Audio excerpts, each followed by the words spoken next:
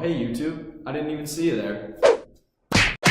Now I assume you're here on the channel keeping up with the Flint water crisis to learn about the ongoing issue that is the Flint water crisis. Well, you've come to the right place. In this segment, I will be informing the public on the background information regarding the Flint water crisis. Before I begin, I would like to state that although this video may seem a little entertaining, these issues are not to be taken lightly, and my goal is to empower the public to make strides towards one day eliminating the issue of water scarcity and how a lack of quality infrastructure in poor areas contributes to water contamination, like in the case of Flint, Michigan, as well as other places all across the country and globe. Now, ladies and gentlemen, sit back and prepare to be informed.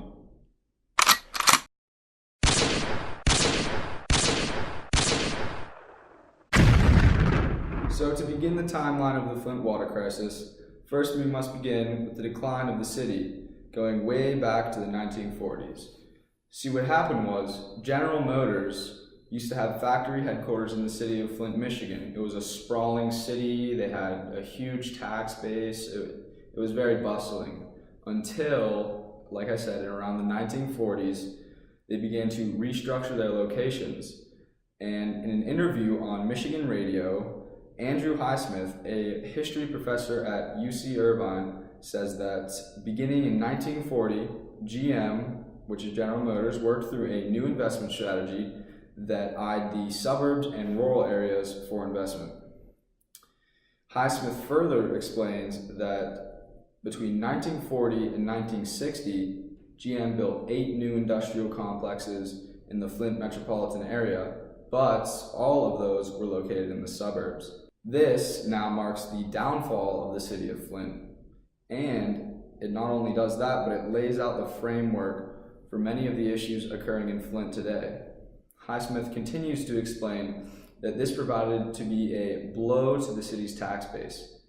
Finally, Highsmith says that white people in particular started fleeing the city, contributing to further racial segregation and deepening the city's financial problems. With regards to how this has affected Flint up to now, current statistics provided by datausa.io, a website database that receives information from the Census Bureau, states that Flint, Michigan has an average annual household income of around $25,000. Not only that, but the city of Flint is suffering with almost half its city living below the poverty line, at 41%. Now it is quite clear that the move of GM's industrial complexes to the rural and suburban areas sparked what is now a lack of available jobs and tax income in Flint that eventually carried down the line all the way to the point when Flint, Michigan was facing a financial crisis back in 2014, which is the start of the crisis, water crisis and the financial crisis. Now,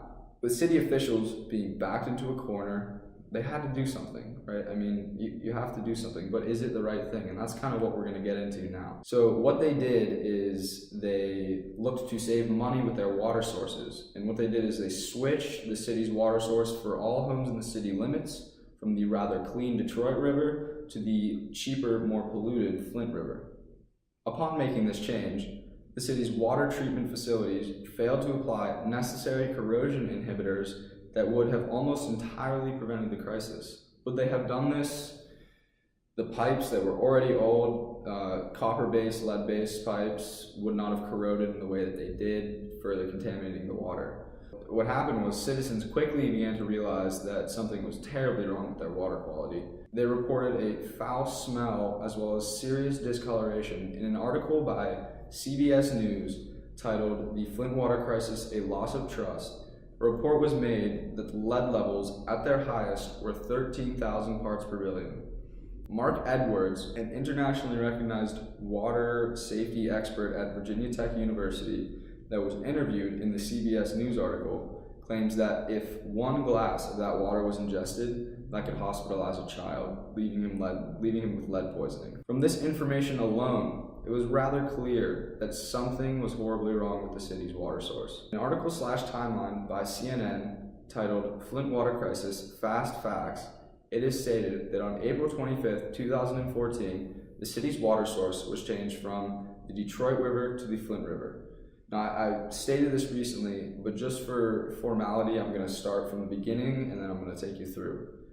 The next posting on the timeline states that 3 months later, on August 14th, city officials finally recognized the issue and ordered a boiler advisory for the water, as it tested positive for fecal coliform bacterium. They then flushed the pipes with chlorine and lifted the advisory only 6 days later on August 20th. Only a few weeks later, on September 5th, the city issues another boiler advisory and again flushes the pipes with chlorine as if that would solve anything. The citizens are then told only 4 days later that the water is safe to resume drinking. Now, this cycle of continued denial that I've explained in these two scenarios goes on until over a year after the water source was initially changed, when, on December 14th, 2015, the city of Flint finally declared a state of emergency. According to CNN Timeline, since then, many city officials, including Governor Snyder, have been charged with criminal negligence for knowingly exposing the citizens of Flint to toxic water. Years after the switch back to the Detroit River was made,